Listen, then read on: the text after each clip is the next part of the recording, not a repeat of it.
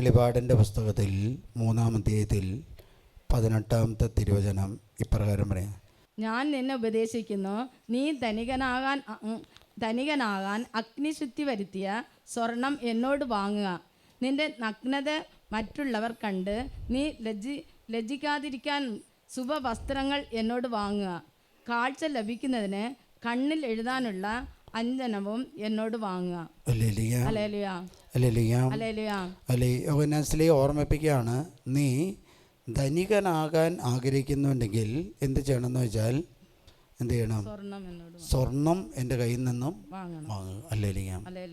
സ്വർണത്തിന് ഇപ്പോൾ ഭയങ്കര വിലയാണ്. അപ്പോൾ കർത്താവ് പറയാണ്, നിങ്ങൾ ഇവിടെ സ്വർണം ഉണ്ടെന്ന് പറഞ്ഞു. ഹല്ലേലൂയ.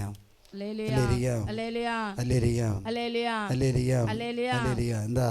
നീ ധനികനാകാൻ ആഗ്രഹിക്കുന്നുണ്ടെങ്കിൽ അഗ്നിശുദ്ധി വരുത്തിയ സ്വർണം എൻ്റെ അഗ്നിശുദ്ധി വരുത്തിയ സ്വർണം എന്ന് പറയുന്നത് എന്താണെന്ന് വെച്ചാൽ നമ്മളെ അഗ്നിശുദ്ധി വരുത്തി നമ്മുടെ ശരീരത്തെ പരിശുദ്ധാത്മാവിൻ്റെ ആലയമായിട്ട് മാറ്റും.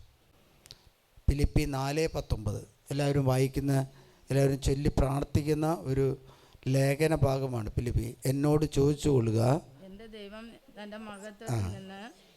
യേശു ക്രിസ്തു വഴി എനിക്ക് ആവശ്യതെല്ലാം ഇല്ല. അത് പരിശുദ്ധാത്മാവിനെ കുറിച്ചാണ്. അപ്പോൾ ആ വചനം നമ്മൾ ഉച്ചരിച്ച് പ്രാർത്ഥിക്കുമ്പോൾ എന്താണെന്ന് വെച്ചാൽ നമുക്ക് ആവശ്യമായിട്ടുള്ള എല്ലാ കാര്യങ്ങളും പരിശുദ്ധാത്മാവ് നമുക്ക് നിവർത്തി തരും. ധനമല്ല നമ്മളിൽ വേണ്ടത്. ധനത്തെക്കാളും കൂടുതൽ ധനത്തെ കൈകാര്യം ചെയ്യാൻ വേണ്ട വിധത്തിൽ ഉപയോഗിക്കാനുള്ള പരിശുദ്ധാത്മാവാണ് നമ്മളിൽ വേണ്ടത്. അല്ലേലിയ. ഞാൻ ഇഷ്ടംപോലെ പണക്കാരെ കണ്ടിട്ടുണ്ട്. പക്ഷെ പണം കൈകാര്യം ചെയ്യണത് എന്താണെന്ന് അവർക്ക് തിരിച്ചറിയാൻ പറ്റുന്നില്ല. നമുക്ക് പ്രാർത്ഥിക്കാതെ ആത്മാവ് നിറയാതെ ഒരു വ്യക്തിക്ക് പണം കിട്ടിയാൽ എന്താണെന്ന് വെച്ചാൽ അത് ക്രയവിക്രയം ചെയ്യാൻ അറിയില്ല. അല്ലേലിയ.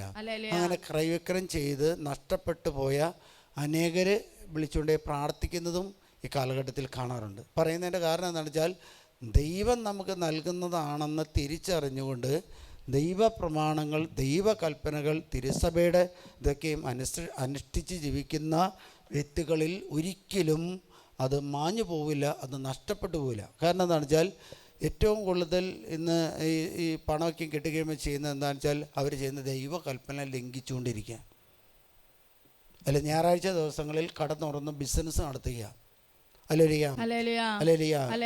എന്താണെന്ന് വെച്ചാൽ ഇത് പറയുന്നതിൻ്റെ കാരണം വെച്ചാൽ ദൈവം ഒരു ഉടമ്പടിയെ സ്ഥാപിച്ചിരിക്കുന്നത്. ആ ഉടമ്പടി സ്വന്തം ശരീരത്തിലൂടെയാണ്. ആദ്യത്തെ ഉടമ്പടികളെല്ലാം നിർവീര്യമാക്കപ്പെട്ടു. ആദ്യത്തെ ഉടമ്പടികൾ ക്രിസ്തുവിന് മുമ്പ് 4 വ്യക്തികളുമായിട്ട് ദൈവം ഉടമ്പടി നടത്തിയിട്ടുണ്ട്. ആ ഉടമ്പടികളിൽ 4 വ്യക്തികളിൽ നിലനിന്നില്ല. ആദ്യത്തെ വ്യക്തി പമ്പെ പരാജിതനായിട്ട് മാറി. ആരായിരിക്കും ആദ്യത്തെ വ്യക്തി? ആദം. ഹല്ലേലൂയ. അവരെല്ലാവരും പരാജിതമായി മാറിയത് കൊണ്ട് ദൈവം ചെയ്തൊരു കാര്യമാണ്, മനുഷ്യ മക്കളോടുള്ള ഉടമ്പടി ശാശ്വതമല്ലെന്ന് കണ്ടിട്ട് യേശു ക്രിസ്തുവിനെ, ദൈവത്തിൻ്റെ സ്വന്തം പുത്രനെ ഈ ലോകത്തിലേക്ക് അയച്ചത് ശാശ്വതമായ ഒരു ഉടമ്പടി നമ്മളുമായിട്ട് സ്ഥാപിക്കാൻ വേണ്ടിയാണ്. ശാശ്വതമായ. ഹല്ലേലൂയ. അതുകൊണ്ട് ഇപ്രകാരം പറയുന്നുണ്ട്, 3:8 പറയാ, നിൻ്റെ ശക്തി പരിമിതമാണ് എങ്കിലും നീ എൻ്റെ വചനം കാത്തു. നമ്മുടെ ശക്തികളൊക്കെയും പരിമിത, നമ്മുടെ ഓരോരുത്തരുടെയും ശക്തി പരിമിത. ഹല്ലേലൂയ. അത്ര ശക്തനായ വ്യക്തികളെ ഒന്നും നമുക്ക് കണ്ടെത്താൻ പറ്റില്ല. പക്ഷെ നമ്മുടെ ശക്തി പരിമിത. പക്ഷെ ദൈവത്തിൻ്റെ ശക്തി അപരിമയമാണ്. നമ്മുടെ ശക്തി പരിമിതമാണെങ്കിൽ ദൈവത്തിൻ്റെ ശക്തി നമുക്ക് ചിന്തിക്കാനോ നമുക്ക് മനസ്സിലാകാൻ പറ്റാത്ത അപ്പുറത്താണ്. ഹല്ലേലൂയ. അതുകൊണ്ട് നിൻ്റെ ശക്തി പരിമിതമാണ്. നീ ഒരു കാര്യം ചെയ്തു, എന്താണ്? എൻ്റെ വചനം കാത്തു. വചനം കാത്തു കഴിഞ്ഞാൽ, വചനം പാലിച്ചു കഴിഞ്ഞാൽ, വചനം ലംഘിക്കാതെ ഇരുന്ന് കഴിഞ്ഞാൽ നമ്മുടെ കുടുംബം രക്ഷപ്പെടും. വീണ്ടും തുടർന്ന് പറയാണ്, യഹൂദനെന്ന് പറയുകയും എന്നാൽ അങ്ങനെയല്ലാതെ നുണയന്മാരായി നടക്കുകയും ചെയ്യുന്ന സാത്താന്റെ സിനഗോഗിൽ നിന്നുള്ള ചിലർ അവരെ ഞാൻ നിന്റെ കാൽക്കൽ വരുത്തി. അതെന്താ? യഹൂദന്മാരാണെന്ന് പറയുകയും എന്നാൽ യഹൂദന്മാരല്ലാതെ ജീവിക്കുന്ന കുറേ ആൾക്കാരെ കുറിച്ചാണ് സ്ലീഹൻ പറയുന്നത്. യഹൂദന്മാരെന്ന് പറഞ്ഞാൽ അവരുടെ പ്രത്യേകത എന്താണെന്ന് അറിയാം. എന്താ ഒരു പ്രത്യേകത? ദൈവകൽപ്പന ലംഘിക്കില്ല. ഹല്ലേലൂയ. ഹല്ലേലൂയ. കാരണം ഞായറാഴ്ചയാണ് നമ്മൾ യാത്രകൾ, ഞായറാഴ്ചയാണ് നമ്മുടെ ടൂറുകൾ, ഞായറാഴ്ച. അതിൽ എന്ത് നഷ്ടപ്പെടുന്നു വെച്ചാൽ കുർബാന നഷ്ടപ്പെടും, കുർബാന നഷ്ടപ്പെടും. ചില വ്യക്തികൾ കുമ്പസാരിക്കാൻ പറയുമ്പോൾ പറയുന്നൊരു കാര്യമുണ്ട്, ഫാദർ ഞങ്ങൾ കാസർഗോഡിന് യാത്രയുള്ളതുകൊണ്ട് രാവിലെ തൊട്ട് പോയി, രാവിലെ തൊട്ട് ട്രെയിനിൽ കയറിയ പിന്നെ കുർബാനയ്ക്ക് പോകാൻ പറ്റുമോ? ഇല്ലല്ലോ. അപ്പോൾ അച്ഛൻ എന്ത് ചെയ്യണം? ട്രെയിനിൽ വന്ന് കുർബാനയിൽ കൊടുക്കണം. Hallelujah, hallelujah. അപ്പോൾ നമ്മൾ മാക്സിമം ചെയ്യേണ്ട ഞായറാഴ്ച ദിവസം അത് പരിശുദ്ധമായിട്ട് ആചരണം. അതുകൊണ്ടാണ് പറഞ്ഞത് എന്താണ് യഹൂദന്മാരെ നിങ്ങൾ നോക്ക്. പക്ഷേ ഈ യഹൂദന്മാരെ കുറിച്ചല്ല പറയുന്നത്.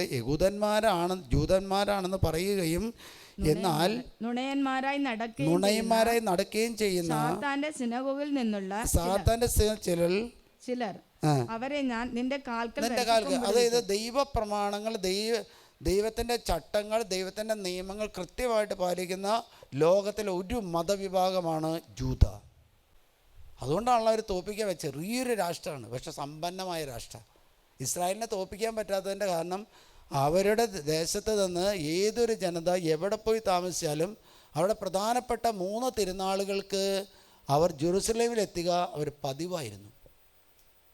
നമ്മുടെ ആളുകളൊന്ന് വിദേശത്ത് ജോലി ചെയ്യുമ്പോൾ തിരിച്ചു വരുമോ? ഹല്ലേലൂയ. കുർബാന ഇല്ലാത്ത സ്ഥലത്താണ് പോകുന്നത്, കൂദാശയില്ലാത്ത സ്ഥലത്തേക്കാണ്.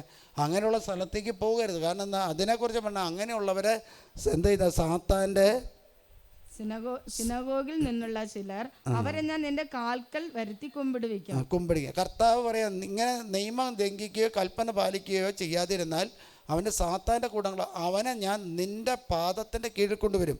തുടർന്ന് പറയാ, അങ്ങനെ ഞാൻ നിന്നെ സ്നേഹിച്ചുവെന്നും അവർ ഗ്രഹിക്കും. സകല ഭൂവാസികളെയും പരിശോധിക്കാനായി ലോകത്തിൽ ഉണ്ടാകാനിരിക്കുന്ന പരീക്ഷണങ്ങളുടെ സമയത്ത് ഞാൻ നിന്നെ സംരക്ഷിക്കും. ലോകത്തിലുണ്ടാകുന്ന വലിയൊരു പരീക്ഷണത്തെ കുറിച്ച് കർത്താവ് പറയണേ. ഹല്ലേലൂയ. ഇപ്പൊ തന്നെയുള്ള പരീക്ഷണത്തെ നമ്മൾ വിജയിക്കാൻ പറ്റും. ഇപ്പൊ തന്നെ കാലാവസ്ഥ നമുക്ക് പിടിച്ചേക്കാൻ. ഹല്ലേലൂയ. അതുകൊണ്ട് ഈ ലോകത്തിലുണ്ടാകാൻ പോകുന്ന ഒരു സഹനത്തിൻ്റെ കാലഘട്ടത്തെക്കുറിച്ച് പറയാണ്.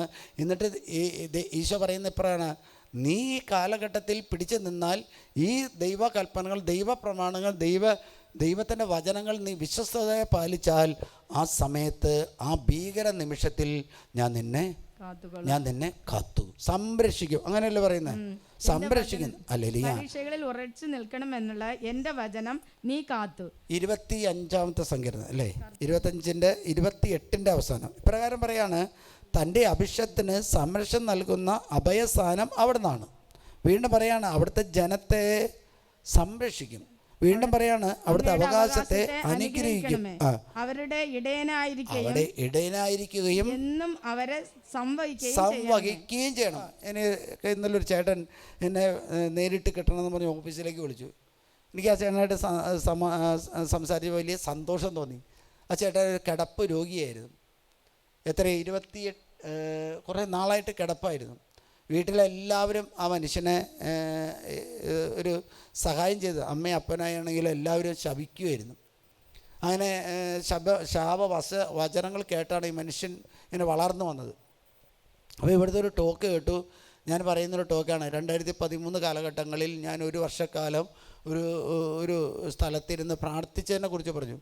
അതിന് മുൻപ് എന്താണെന്ന് വെച്ചാൽ, ഞാൻ എന്ത് കാര്യം ചെയ്യാൻ പോയാലും നമ്മൾ അനുകൂലമായിട്ട് മറ്റുള്ളവർക്ക് ഗുണകരമായിട്ട് ചെയ്യുന്നതാണെങ്കിലും ദ്രോഹമായിട്ട് വരും. ഉപകാരം ചെയ്താലും ഉപദ്രവം ചെയ്താലും നമുക്ക് അടി കിട്ടും. അപ്പോൾ എനിക്ക് മനസ്സിലായി, ഒരു നെഗറ്റീവ് പവർ പ്രവർത്തിക്കുന്നു. അങ്ങനെ നിങ്ങൾക്ക് അനുഭവപ്പെടുന്നുണ്ട്. നിങ്ങൾ എന്ത് ചെയ്താലും തിന്മയായിട്ട് വരും. ആരെങ്കിലും എന്തെങ്കിലും ഉപകാരം ചെയ്ത് കൊടുത്താൽ ഉപദ്രവമായിട്ട് വരും. കാശ് വായ്പ കൊടുത്താൽ തിരിച്ചു കിട്ടില്ല എന്ന് മാത്രമല്ല, നമ്മൾ അപഖ്യാതി പറയാൻ തുടങ്ങും തരാതിരിക്കാൻ വേണ്ടി. അങ്ങനെ ഉണ്ടെങ്കിൽ അത് നെഗറ്റീവ് പവർ. അത് ദൈവത്തിൻ്റെ ആത്മാവല്ല, അത് ലോകത്തിൻ്റെ ആത്മാവാണ്. അല്ലെങ്കിൽ നമ്മുടെ കൃപ വർദ്ധിക്കാൻ വേണ്ടി നമ്മളിൽ വരുന്ന സഹനങ്ങളാണ്. അവിടെ നമ്മൾ ചെയ്യേണ്ടത് കർത്താവിൻ്റെ അടുത്ത് കാത്തിരിക്കണം, കർത്താവിൻ്റെ ഇടപെടലിന് വേണ്ടി കാത്തിരിക്കണം. കർത്താവ് സാത്താനെ നമ്മുടെ കാൽക്കീഴിലാക്കി തരുന്നത് വരെ വലതുഭാഗത്ത് അനന്തത. കർത്താവ് വാഗ്ദാനങ്ങളിൽ വിശ്വസ്തനാ. നീ എൻ്റെ കയ്യിൽ നിന്ന് എന്താണ് ധനികനാകാൻ ആഗ്രഹിക്കുന്നെങ്കിൽ അഗ്നി ശുദ്ധി വരുത്തിയ സ്വർണ്ണം എന്ന് പറഞ്ഞാൽ പരിശുദ്ധാത്മാവാ. കാരണം എന്താ? പരിശുദ്ധാത്മാവ് നമ്മുടെ ശരീരത്തിലുണ്ടെങ്കിൽ ബാക്കിയെല്ലാം ഉണ്ടാവും. പരിശുദ്ധാത്മാവ് നമ്മുടെ ശരീരത്തിലില്ലെങ്കിൽ ഒന്നും ഉണ്ടാവില്ല. അല്ലേ ലിയ? അപ്പം ധനികനാകാനെന്ന് പറയുന്നതിൻ്റെ കാരണം എന്താ? ധനികനെന്ന് പറഞ്ഞ സ്വത്തല്ല, പരിശുദ്ധാത്മാവിൻ്റെ കൃപയാണ്, പരിശുദ്ധാത്മാവിൻ്റെ അഭിഷേക, പരിശുദ്ധാത്മാ. അല്ലേ ലിയ? അശുദ്ധാത്മാവ നമ്മളിൽ നിറയുന്നെങ്കിൽ നമ്മൾ തകർച്ചയിലേക്ക് പോകും. പരിശുദ്ധാത്മാവ നിറയുന്നെങ്കിൽ നമ്മൾ കൃപയിൽ നിന്ന് കൃപയിലേക്ക്, അഭിഷേകത്തിൽ നിന്ന് അഭിഷേകത്തിലേക്ക് പോകും. അതുകൊണ്ടാണ് ഞാൻ ഒറ്റ വാക്ക് പറഞ്ഞത്, എന്താ? അഗ്നിസൂച. നിങ്ങൾ ധനികരാകാൻ ആഗ്രഹിക്കുന്നത്, കൃപയിൽ നിലനിൽക്കാൻ ആഗ്രഹിക്കുന്നത്, അഭിഷേകത്തിൽ നിലനിൽക്കാൻ ആഗ്രഹിക്കുന്നുണ്ടെങ്കിൽ, അല്ലെങ്കിൽ നിങ്ങളുടെ തലമുറ വളരാൻ ആഗ്രഹിക്കുന്നെങ്കിൽ, തലമുറയിലൂടെ തീർച്ചാലുകൾ ഒഴുകാൻ ആഗ്രഹിക്കുന്നെങ്കിൽ, അത് 1000 തലമുറകൾ വരെ നീണ്ടു നിൽക്കാൻ. ഇങ്ങനെ കൽപ്പന അനുസരിക്കുന്നവരുടെ തലമുറ 1000 തലമുറകൾ വരെ നീണ്ടു നിൽക്കും. അല്ലേ ലിയ? അതുകൊണ്ട് പറയാം, നീ ധനികനാകാൻ ആഗ്രഹിക്കുന്നുണ്ടെങ്കിൽ നീ അഗ്നിശുദ്ധി വരുത്തിയ സ്വർണം എൻ്റെ കയ്യിൽ നിന്ന് വാങ്ങുക. വീണ്ടും വായിക്കുക. നിന്റെ നഗ്നത മാറ്റുവാനായിട്ട് ലജ്ജിക്കാതിരിക്കുവാൻ ശുഭവസ്ത്രങ്ങൾ എന്നോട് വാങ്ങുക. ശുഭവസ്ത്രങ്ങൾ എന്നോട് വാങ്ങുക. ശുഭ്രവസ്ത്രങ്ങൾ എന്നോട് വാങ്ങുക. കാഴ്ച ലഭിക്കുന്നതിന് കണ്ണിൽ എഴുതാനുള്ള അജ്ഞനം എന്നെ വാങ്ങുക. ഞാൻ സ്നേഹിക്കുന്നവരെ ശാസിക്കുകയും ശിക്ഷിക്കുകയും. സുഭാഷിതങ്ങൾ 3:12 എടുക്കാം. സുഭാഷിതങ്ങൾ 3:12, ഹെബ്രായ 12:6 ഒന്നെടുത്ത് വായിക്കുക. അല്ലേ? ഞാൻ സ്നേഹിക്കുന്നവരെ ശാസിക്കുകയും ശിക്ഷിക്കുകയും ചെയ്യുന്നു, അതുകൊണ്ട് തീഷ്ണതയുള്ളവനായിരിക്കുക. ഞാൻ സ്നേഹിക്കുന്നവരെ ശാസിക്കുകയും ശിക്ഷിക്കുകയും ചെയ്യുന്നു, അതുകൊണ്ട് തീഷ്ണതയുള്ള. നിൻ്റെ സഹനത്തിൽ നീ തീഷ്ണതയോടുകൂടി ആഗ്രഹിച്ച് പ്രാർത്ഥിക്കണം. നിൻ്റെ സഹനം വരുമ്പോൾ ദൈവത്തെ ഉപേക്ഷിക്കുകയല്ല ചെയ്യേണ്ടത്. നിൻ്റെ സഹനം വരുമ്പോൾ ദൈവത്തെ തള്ളിപ്പറയല്ല ചെയ്യേണ്ടത്. നിങ്ങൾക്ക് എന്തെങ്കിലും ഒരു സഹനം വരാതെ ഇന്ന് നിങ്ങളിവിടെ വന്നിരിക്കുമോ? ഇല്ലല്ലോ. വന്നത് എന്തിനു വേണ്ടിയാ? കർത്താവിനെ തിരിച്ചറിയണം. അതിലൂടെ ദൈവത്തിൻ്റെ സ്വന്തമായി തീരുവാനും വേണ്ടിയാണ്. അല്ലേ? അതുകൊണ്ട് സഹനങ്ങൾ എന്തിനു കർത്താവ് അനുവദിക്കുന്നു? കൃപയ്ക്ക് വേണ്ടി, അഭിഷേകത്തിന് വേണ്ടി. അതുകൊണ്ട് ശാസിക്കുകയും ശിക്ഷിക്കുകയും ചെയ്യുന്നു, അതുകൊണ്ട് നീ തീഷ്ണതയുള്ള. ഇനി നമുക്ക് മാമോദീസ സ്വീകരിക്കുമ്പോൾ 2 കാര്യങ്ങൾ അവിടെ ചെയ്യുന്നുണ്ട്. എന്താണ് ചെയ്യുന്നത്? ഒന്ന്, ശുഭവസ്ത്രം തരുന്നു. സഭയെ നമ്മൾ അണിയുകയാണ് ചെയ്യുന്നത്, സഭയിൽ അംഗമാകുക ചെയ്യുന്നത്. അല്ലേ ലിയ? പഴയ കാലത്തെ പോലെയല്ല. പഴയ കാലത്ത് അങ്ങനെ ഉണ്ടായില്ല. ഇപ്പോൾ പുതിയ കാലത്ത് എന്താണെന്ന് വെച്ചാൽ കുട്ടീനെ ഇട്ടുകൊണ്ടുവന്ന് ഡ്രസ്സല്ല, ആ സമയത്ത് ആ കൊച്ചിൻ്റെ ഡ്രസ്സ് വെള്ള വസ്ത്രം ധരിപ്പിക്കുക ചെയ്യുന്നത്. കാരണം ഈശോയെ അവൾ ധരിക്കുന്നു. അല്ലേ? അവിടെ നഗ്നത മാറ്റുന്നു എന്ന് പറഞ്ഞാൽ അത്രയും നേരം വസ്ത്രമില്ലാതെ വന്നു എന്നല്ല പറയുന്നത്. ലോകത്തിൻ്റെ പാപം തിരിച്ചറിയാനായിട്ട് അവൾക്ക് കൃപ ലഭിക്കുന്നു. ആ ശരീരം എന്നാ ദൈവം പറയുന്നുണ്ട്, പരിശുദ്ധാത്മാവിൻ്റെ ആലയമാണ് ശരീരം. അല്ലേ ലിയ? കാരണം എന്താ? ക്രിസ്തു പാപത്തെക്കുറിച്ച് പഠിപ്പിക്കുന്നത്. അല്ലേ? ക്രിസ്തു പാപത്തെക്കുറിച്ച് പറയുന്നത്. അല്ലേ ലിയ? പാപം എന്താണെന്ന് പറയുന്നത്? ക്രിസ്തുവിനെ ഉപേക്ഷിക്കുന്നതാണ് പാപം. ക്രിസ്തുവിനെ ഉപേക്ഷിച്ച് കഴിഞ്ഞാൽ പിന്നെ ഒന്നും പാപം അല്ല. എന്ത് ചെയ്താലും പാപമല്ല. കള്ളുടിക്കുന്നവനോട് ചോദിക്കും, അവൻ പറയുന്നത് പാപമല്ല എന്ന് പറയും. ഇപ്പോൾ പാപമാണെന്ന് പറയാമോ? സിഗരറ്റ് വലിക്കുന്നവനോട് സിഗരറ്റ് വലിക്കുന്നത് പാപമല്ലെന്ന്. അല്ലേ ലിയ? അല്ലേ ലിയ? കാരണം എന്താ? ഒരു മനുഷ്യൻ ഒരു പാപം ചെയ്ത് കഴിയുമ്പോൾ പാപത്തിൻ്റെ ദുശീലം അവനെ അടിമയാക്കി. അടിമത്തം മാറണമെങ്കിൽ എന്ത് ചെയ്യുന്ന വെച്ചാൽ ക്രിസ്തു അവനിൽ ധരിക്കണം. ക്രിസ്തു അവനെ ധരിക്കും. ഒന്ന്, അവൻ ശുഭവസ്ത്രം ധരിക്കുന്നു, ഈശോയെ ധരിക്കുന്നു. ഇത്രയും നാളും ജനിച്ചത് എങ്ങനെയാണ്? അവൻ തൻ്റെ കുടുംബത്തിലെ മാതാപിതാക്കന്മാരിൽ നിന്നാണ്. മാതാപിതാക്കന്മാരിൽ നിന്ന് ജനിക്കുമ്പോൾ എന്തുണ്ടാകും? ജന്മഭാവം ഉണ്ടാവും, കർമ്മഭാവം ഉണ്ടാവും. അതിലുപരി മാതാപിതാക്കൾ ദുശീലങ്ങളും കടന്നു വരും. അല്ലേരിയാം? ആ ദുശീലങ്ങൾ മാറുന്ന എങ്ങനെയാണ്?